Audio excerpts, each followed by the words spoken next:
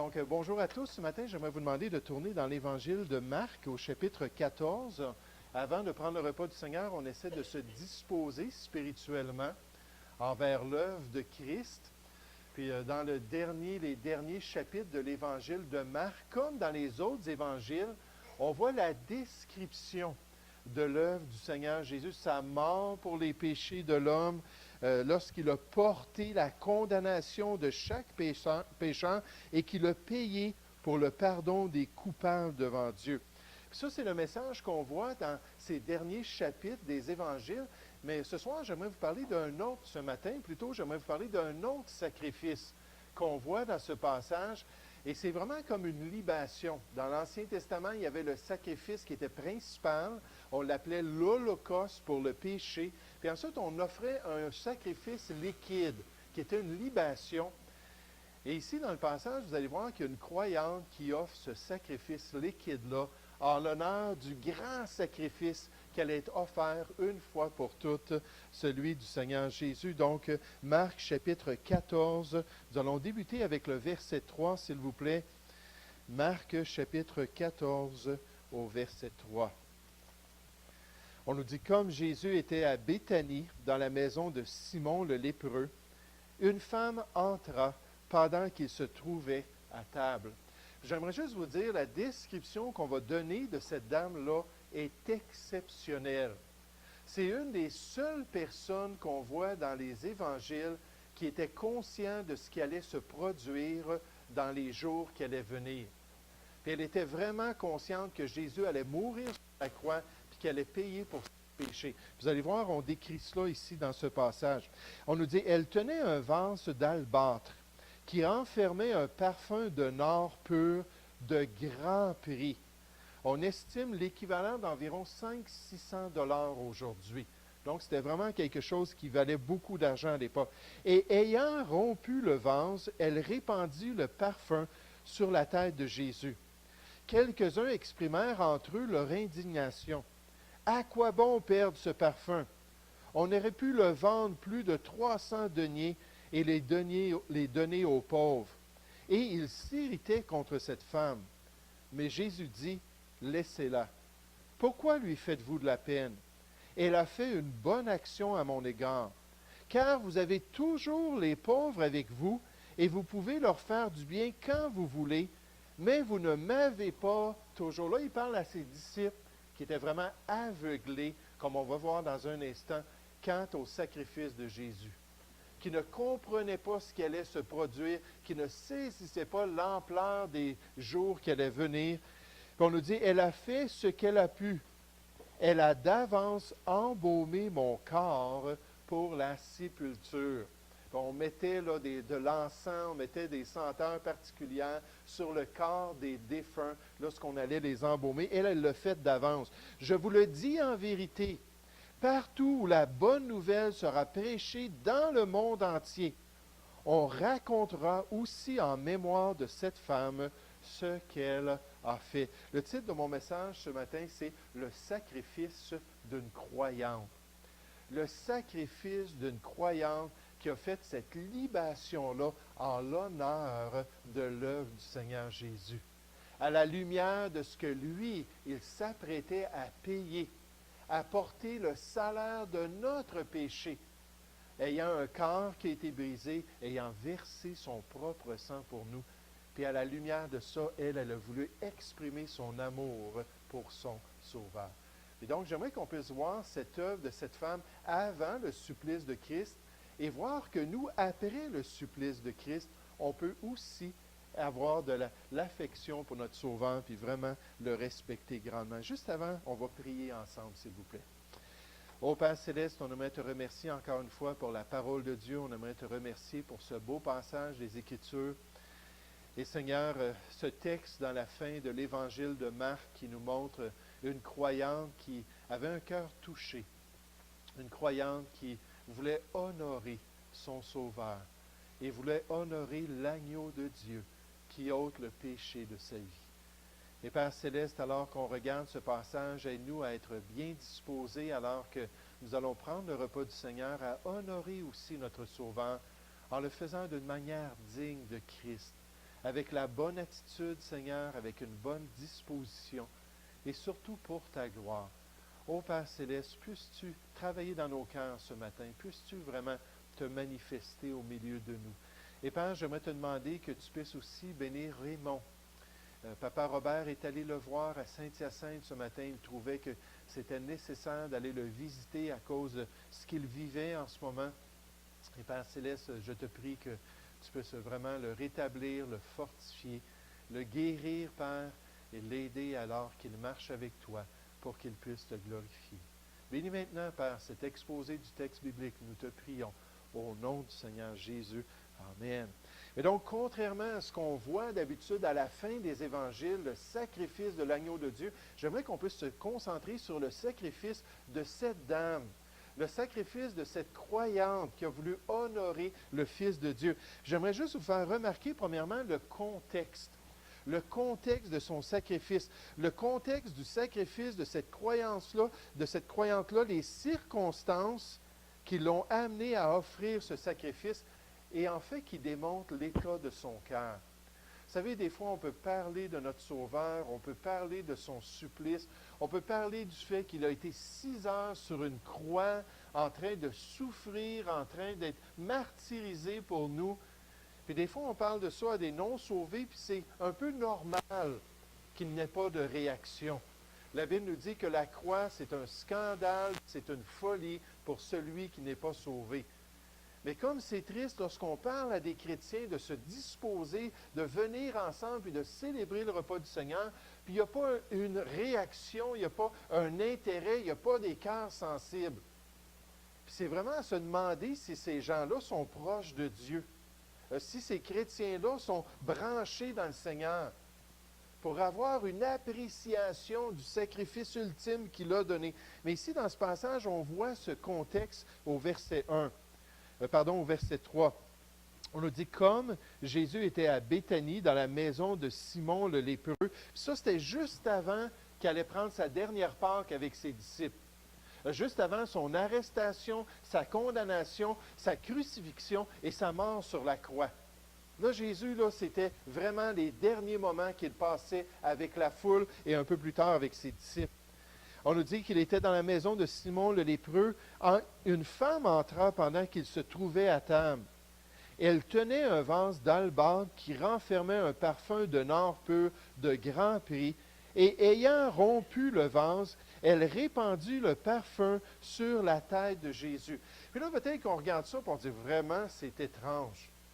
Que quelqu'un arrive et verse du parfum sur la tête. Vous savez, dans les coutumes juives, c'était la responsabilité de l'hôte, du maître de la maison, de verser de l'huile sur la tête d'une personne dans une journée très chaude.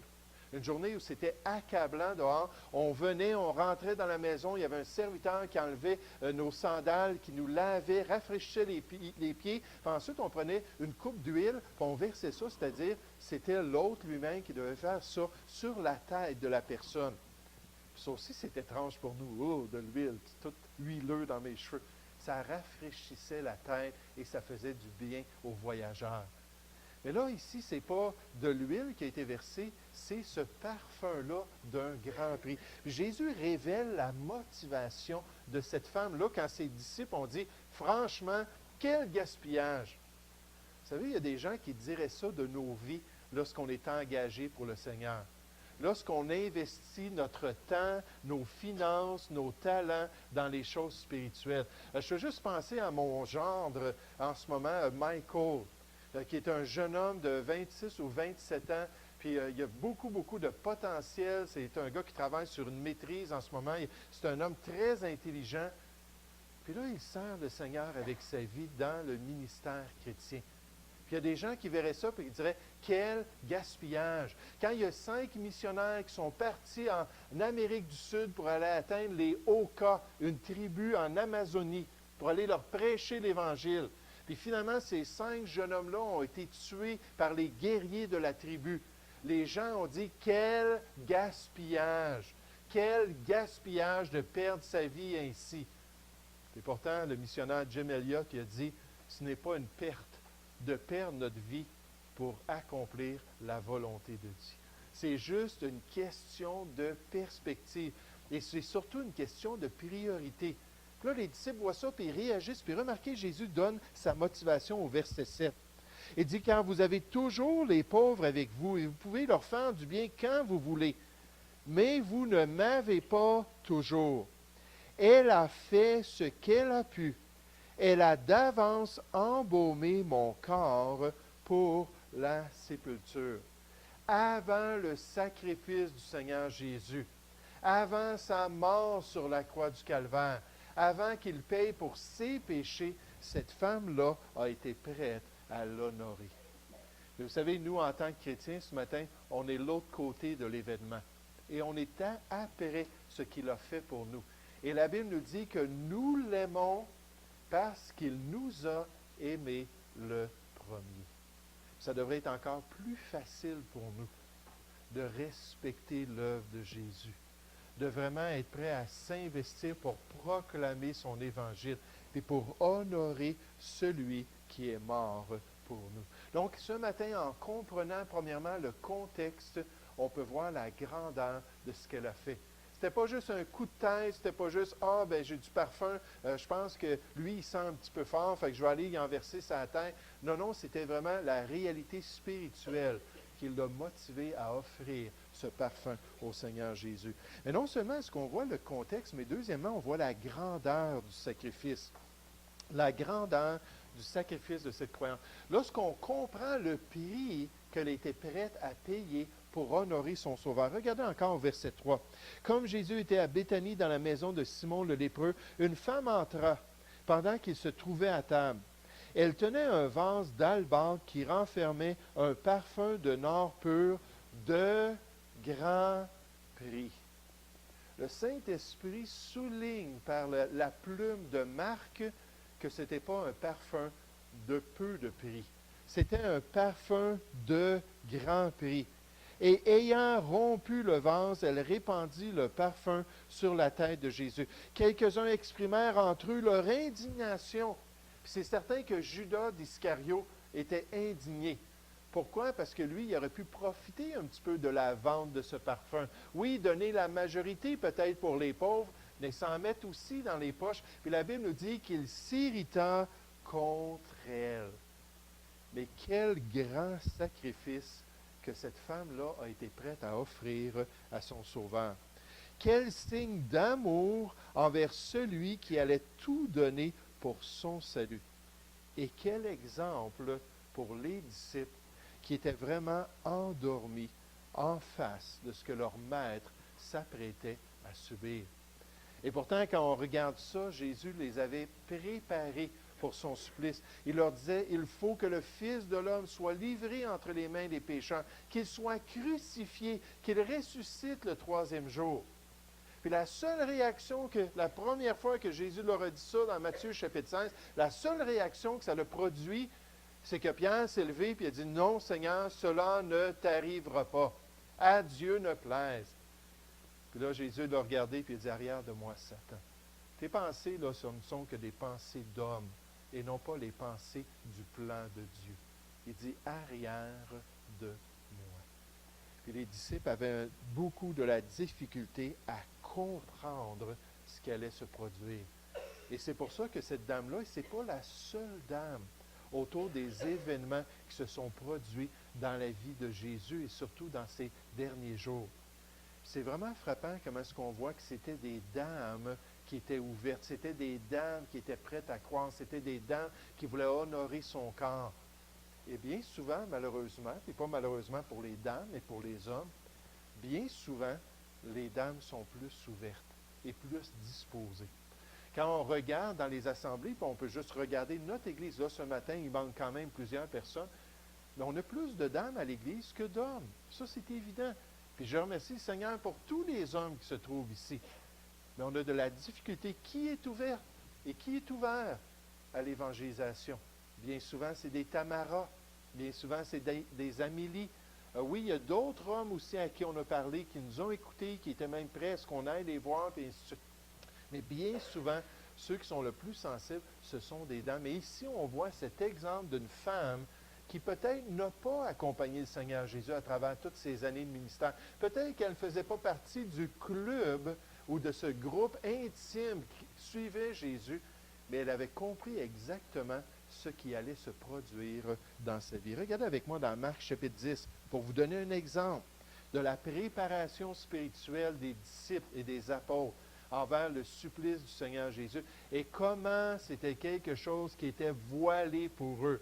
Comment c'était des informations qu'ils ne comprenaient pas.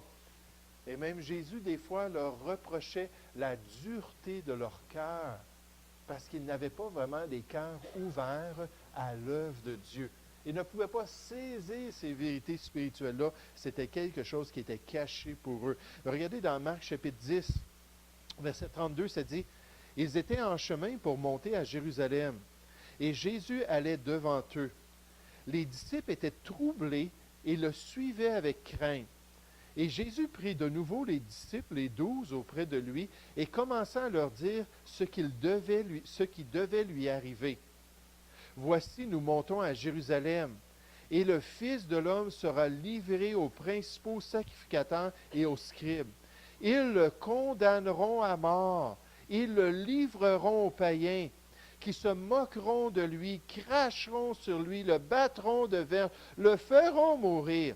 Et 3 jours après, il ressuscitera. Et savez-vous pourquoi les disciples et les apôtres étaient vraiment troublés en face du Seigneur? C'est qu'en chemin, ils étaient en train de se poser la question, qui était le plus grand dans le royaume de Dieu? Qui était le meilleur des disciples et le meilleur des apôtres? Puis là, Jésus leur dit, écoutez, c'est pas ça qui est important, c'est moi ce que je vais vivre. Puis si on continue dans le texte, à partir du verset 35, les fils de Zébédée disent, « Ah, on a juste une question pour toi. Est-ce qu'on peut être assis à ta droite et à ta gauche dans ton royaume? » Puis ils n'avaient absolument pas compris ce que Jésus était en train de leur dire. Mais donc, on voit premièrement le contexte, juste quelque temps avant la crucifixion de Jésus. Deuxièmement, on voit cette grandeur-là. Elle avait compris. Elle avait saisi. Elle avait les yeux ouverts. Elle avait un cœur rempli d'amour pour son Sauveur. Vous savez, des fois, les gens nous disent, quand ils nous voient dans notre vie chrétienne, puis ils voient qu'on est peut-être un peu austère, on est peut-être discipliné, il y a des choses qu'on ne fait pas qui sont populaires, puis il y a des choses qu'on fait qui ne sont pas populaires. Puis les gens vont dire, je ne comprends pas. Alors, combien de fois les gens m'ont dit, ton Église ne te permet pas de faire telle et telle chose? J'ai dit, comment ça? C'est ma vie personnelle, c'est chez moi. C'est dans mon petit privé. Comment ça, mon Église ne me permet pas de faire telle et telle chose?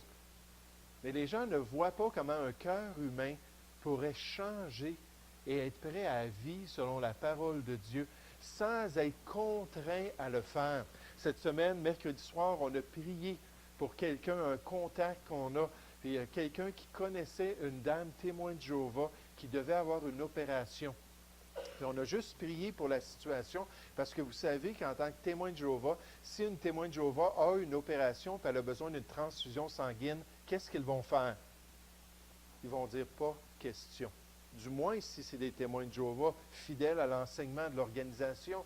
Puis là, on se disait, wow, j'espère que ça n'arrivera pas à cela parce qu'il y a des gens, même récemment, il y a quelques mois, il y a une personne qui est décédée parce qu'elle a refusé cela. Mais l'organisation, l'association met une grande pression pour ne pas qu'il fasse telle chose. Puis des fois, les gens pensent que c'est pour cela qu'on est motivé à vivre notre vie chrétienne. Le pasteur va arriver à la maison et va nous taper sur les doigts si on n'a pas donné notre 10 %. Un frère dans le Seigneur va arriver chez nous et va faire telle et telle chose si on n'a pas fait notre porte-à-porte. Puis là, on pense que tout est contraint dans la vie chrétienne. Quand, dans le fond, c'est une question de choix de cœur. N'est-ce pas, cette femme-là aimait Jésus. Puis voulait honorer le Seigneur Jésus. Comme ce juif-là qui avait demandé à un chrétien, vous vous rappelez cette illustration-là, pourquoi il vivait comme ça, pourquoi est-ce qu'il ne se livrait pas à la débauche comme la plupart des gens qui n'étaient pas, il ne trompait pas son épouse, il ne faisait pas telle et telle chose dans sa vie, puis il a dit tout simplement parce que j'aime mon Sauveur. Et je veux l'honorer ici-bas sur la terre. Je veux tout faire de bon cœur parce que j'ai une relation avec lui. Puis le Juif ne comprenait toujours pas les exemples qu'il lui donnait. Qu'il demande à ce Juif-là d'aller dans un bar de danseuses. puis d'aller là, profiter de la soirée dans un bar de danseurs. Puis là, il a dit, voyons, il dit, jamais je ferais ça. Il dit, pourquoi? Il dit, parce que c'est pas ma femme, puis moi, je crois qu'il faut que je me délecte dans ma femme, puis pas en qui que ce soit d'autre. Dans la loi de l'Ancien Testament, c'est ce que Dieu disait. Hein? Concentre-toi, puis aime ta femme, puis plais-toi dans ta femme, puis va pas dans un bar comme ça. Puis il dit, je suis même choqué que toi, en tant que chrétien, tu oses me proposer une telle chose. Il dit, non, non, il dit, dans le fond, je ne te propose pas une telle chose, mais je veux juste te faire remarquer que ce n'est pas à cause de ta synagogue que tu n'y vas pas. Que ce n'est pas à cause de ton rabbin que tu n'y vas pas, ou un autre frère juif que tu n'y vas pas. Pourquoi? Parce que tu aimes ton épouse. Et ici, on voit vraiment cet amour-là qui déborde et la grandeur de cette dame-là. Mais j'aimerais juste vous faire remarquer l'honneur qui lui est donné ici.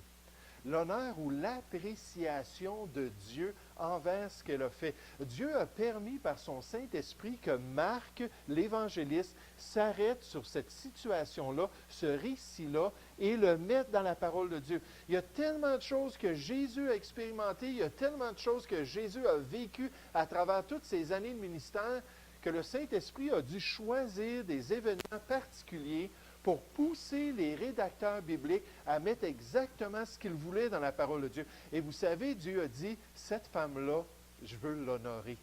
Je veux que toutes les générations en entendent parler. Je veux que tous les chrétiens de l'histoire puissent voir son exemple, puissent voir qu'elle était prête à payer un prix, elle était prête à vraiment investir ses finances pour m'honorer. Mais vous savez, quand on parle des finances, on vient de toucher une corde sensible dans la plupart des cas. C'est difficile pour les chrétiens de prendre leurs finances, s'engager financièrement. Et d'ailleurs, si vous allez dans les sites sur les sectes, c'est une des caractéristiques qui vont faire ressortir des sectes. Ils vous parlent de vos finances. Ils demandent de donner de vos finances à leur organisation. Oui, mais quelle organisation fonctionne sans finances? L'Armée du Salut fonctionne avec des finances. La Croix-Rouge fonctionne avec des finances. Toutes les organisations, c'est juste normal. Mais bien souvent, il y a des gens qui ont comme idole Mammon et qui n'oseraient pas donner un sou pour honorer le Seigneur. Mais regardez comment l'Esprit de Dieu a voulu l'honorer. Puis Jésus avait dit à ses disciples, « Si quelqu'un me sert, le Père l'honorera. » Et l'Esprit du Père a mis ce récit dans les Écritures. À partir du verset 6, revenez dans Marc chapitre 14 au verset 6. On nous dit, mais Jésus dit, laissez-la. Pourquoi lui faites-vous de la peine? Elle a fait une bonne action à mon égard. Et peut-être que je touche à beaucoup de choses ce matin, mais les chrétiens, des fois, on voit quelque chose de mauvais quand c'est bon pour Dieu. On se trompe complètement. Mais Jésus a dit, non, non, elle a fait une bonne action à mon égard, car vous avez toujours les pauvres avec vous, vous pouvez leur faire du bien quand vous voulez, mais vous ne m'avez pas toujours. Elle a fait ce qu'elle a pu. Elle a d'avance embaumé mon corps pour la sépulture. Puis regardez la sagesse que le Seigneur avait concernant l'avenir. Je vous le dis en vérité, partout où la bonne nouvelle, l'Évangile sera prêché dans le monde entier, on racontera aussi en mémoire de cette femme ce qu'elle a fait.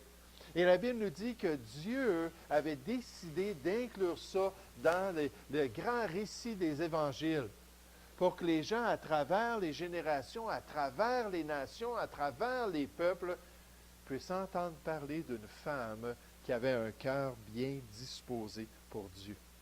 C'est ainsi que près de 2000 ans plus tard, je suis en train ce matin de vous parler de la grandeur de cette croyante, de cette œuvre qu'elle a offerte pour honorer et glorifier son Sauveur. Vous savez, quand on sert le Seigneur, il n'oublie pas notre service. Regardez avec moi en terminant une belle promesse des Écritures. Puis un jour, le Seigneur va honorer tout ce qu'on aura fait pour sa gloire. Va honorer tous nos désirs de cœur et toutes nos décisions, tous nos sacrifices qu'on aura fait pour l'honorer ici-bas. Hébreux chapitre 6, à partir du verset 9, si vous voulez tourner dans ce passage en terminant ce matin. Hébreux chapitre 6, au verset 9. Le rédacteur de l'Épître aux Hébreux dit aux chrétiens Quoique nous parlions ainsi, bien-aimés, nous attendons pour ce qui vous concerne des choses meilleures et favorables au salut. Car Dieu n'est pas injuste, remarquez, pour oublier votre travail et l'amour que vous avez montré pour son nom, ayant rendu et rendant encore des services aux saints. Nous désirons que chacun de vous montre le même zèle pour conserver jusqu'à la fin, pour recevoir une pleine récompense et un plein honneur de la part de Dieu, mais qu'il puisse garder jusqu'à la fin une pleine espérance, en sorte que vous ne vous relâchiez point et que vous imitiez ceux qui, par la foi et la persévérance, héritent des promesses. Qu'est-ce qu'on dit ici? Dieu se souvient. Dieu se rappelle. Cette année, pour X raisons, j'ai fini mon culte un peu plus tôt. Je pense à travers la Bible à chaque année. Puis rendu à peu près à ma fête, au 31 octobre, j'avais fini l'Ancien puis le Nouveau Testament. Là, j'ai dit, « Wow, c'est bien! » J'ai une discipline qui n'est pas le plan qu'on utilise, mais c'est très similaire au plan qu'on utilise. Puis des fois, je lis un petit peu plus quand le chapitre est vraiment intéressant, puis ça continue l'histoire. Ici, des fois, je veux continuer à lire. Puis là, effectivement, j'ai fait ça plusieurs fois en 2016 parce que j'étais rendu au mois de novembre, puis j'avais déjà terminé mon culte. Là, je me suis dit, il me reste 2 mois, qu'est-ce que je fais? Là, j'ai dit, je vais lire le livre de Malachie à chaque jour, 4 chapitres. C'est pas un gros livre, pendant 2 mois de temps. Puis j'ai fait ça quand j'étais à l'Institut biblique, puis au Collège biblique. Je prenais un livre, l'Épître aux Galates, puis je le lisais à chaque jour pendant 1 année de temps. Puis là, je faisais ça, Galates, Éphésiens, 1 année, et Philippiens, 1 année, Colossiens, 1 année, 1 Thessaloniciens, 1 année, 2 Thessaloniciens, une autre année. Puis là, je voulais vraiment être imbibé de ça, puis ça fait longtemps, puis j'ai tellement aimé faire ça. C'est juste une question de temps. Là, j'ai dit, bien, ce que je vais faire, je vais lire le livre de Malachie. Puis je vais passer à travers le livre de Malachie. Puis je vais le lire, puis le méditer, puis vraiment en continuant, en recommençant le Nouveau Testament, puis nécessairement le livre des Proverbes. Puis ce qui m'a frappé en faisant cela, c'est que j'ai vu que dans le livre de Malachie, il y avait beaucoup, beaucoup de gens dans le peuple d'Israël qui vraiment se moquaient de Dieu, se moquaient de la volonté de Dieu, résistaient au plan de Dieu. Puis à travers tout cela, Dieu répond à leurs accusations. Vous dites ceci, voici la réalité. C'est vraiment intéressant de lire ce dernier livre-là de la parole de Dieu.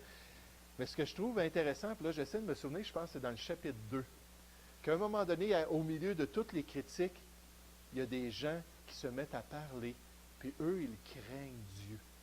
Puis ils ont un grand respect pour Dieu. Ils ont un amour pour Dieu. Puis on ne dit même pas ce qu'ils disent. Puis là, on nous dit, et l'Éternel entendit. Et on écrivit dans un livre ce qu'ils ont dit. C'est frappant, Dieu dit, je ne veux pas oublier ces choses. Je ne veux pas oublier ceux qui me craignent. Je ne veux pas oublier ceux qui me servent. Je ne veux pas oublier ceux qui accomplissent ces œuvres que j'ai préparées d'avance pour eux. Ceux qui ont de bonnes priorités spirituelles. Ceux qui sont passionnés pour mon nom. Ceux qui répandent mon évangile. J'aimerais vous dire, un jour, on va être devant le Seigneur et on va être honoré comme cette dame. Puis le Seigneur va se rappeler de tous ces verres d'eau-là qu'on aura donnés à quelqu'un parce qu'il était croyant et qu'il servait le Seigneur. Il va se rappeler de tous les beaux desserts pastoraux qui ont été préparés à cause que le pasteur aime des fruits dans son dessert. Toutes ces œuvres d'amour-là qu'on a fait pour la gloire de Dieu, le Seigneur va s'en rappeler. Alors qu'on prend le repas du Seigneur ce matin, on se souvient du contexte. Juste avant l'œuvre de Christ, cette femme-là était consciente. On se souvient de la grandeur. Elle a offert quelque chose qui avait une valeur incroyable pour elle.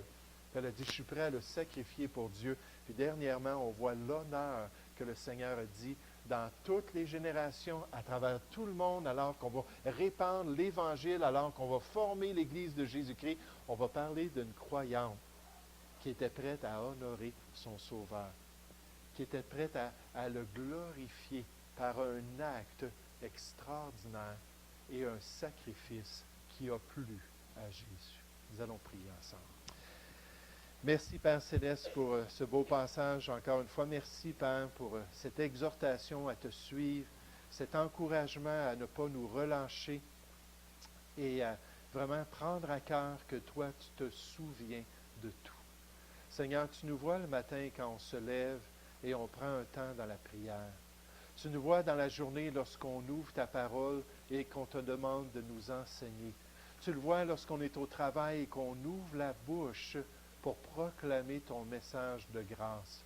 Tu le vois lorsqu'on est fidèle à ton assemblée pour venir exciter nos frères et sœurs à l'amour et aux bonnes œuvres. Seigneur, tu es conscient de toutes ces choses, tu es attentif à l'œuvre de tes enfants et merci un jour que tu vas nous honorer pour notre service chrétien. Aide-nous à être comme cette dame, Seigneur, avec des cœurs remplis d'admiration et remplis de reconnaissance envers l'agneau de Dieu qui s'est offert pour nous. Et aide-nous à te célébrer ce matin avec un cœur qui va vraiment te donner la dignité que tu mérites. Nous te prions au nom du Seigneur Jésus. Amen.